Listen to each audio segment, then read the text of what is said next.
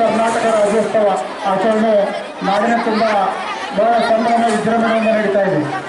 ಇವತ್ತು ನಮ್ಮ ಕನ್ನಡ ಭಾಷೆ ಸಾವಿರಾರು ವರ್ಷಗಳ ಇತಿಹಾಸದಂಥ ಭಾಷೆ.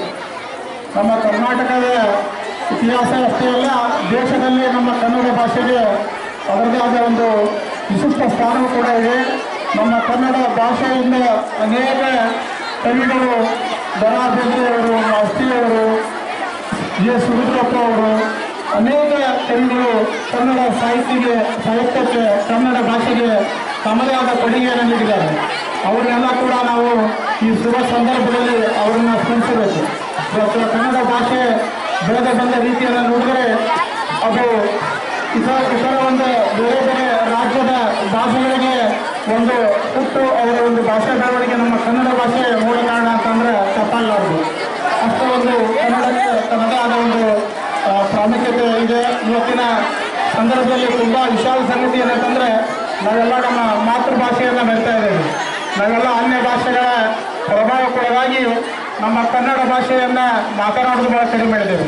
ಇಲ್ಲಿ ವಿದ್ಯಾರ್ಥಿಗಳಿಗೆ ನಾವು ಹೇಳೋದಿಷ್ಟೇ, ವೇದಿಕೆ ಮುಖಾಂತರ ನಾವು ನಮ್ಮ ಮಾತೃಭಾಷೆ ಕನ್ನಡವನ್ನು ಯಾವತ್ತೂ ಮರಿಬಾರ್ದು. ಯಾಕಂತಂದರೆ ನಮ್ಮ ಮಾತೃ ತಾಯಿ ಸಮಾನವಾದಂಥ ನಮ್ಮ ಮಾತೃಭಾಷೆ ಅದು ನಮ್ಮ ಕರ್ನಾಟಕದಲ್ಲಿ ಆಡಳಿತ ಭಾಷೆ ಇದ್ದರೂ ಕೂಡ ಇವತ್ತು ಈ ಅನೇಕ ಕಡೆ ನಾವು ನೋಡಿದಾಗ ಕೂಡ ಭಾಷೆಗಳ ಬಗ್ಗೆ ಅನೇಕ ತಾರತಮ್ಯ ಇದೆ.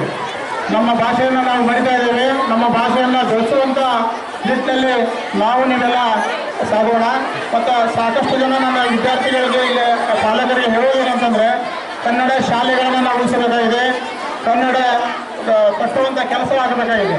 ಯಾಕಂದರೆ ಸಾಕಷ್ಟು ಪಾಲಕರಲ್ಲಿ ಏನಿದೆ ಅಂದರೆ ಕನ್ನಡ ಶಾಲೆಗೆ ತಮ್ಮ ಮಕ್ಕಳನ್ನು ಕಳಿಸಿದರೆ ನಮ್ಮದೆಲ್ಲೇ ಒಂದು ಘನತೆ ನೋಡುವ ಕಡಿಮೆ ಆಗುತ್ತೆ ಅನ್ನೋ ಒಂದು ಭಾವನೆ ಕೂಡ ಇತ್ತೀಚೆಗೆ ಮೂಡಿ ಬರ್ತಾ ಇದೆ.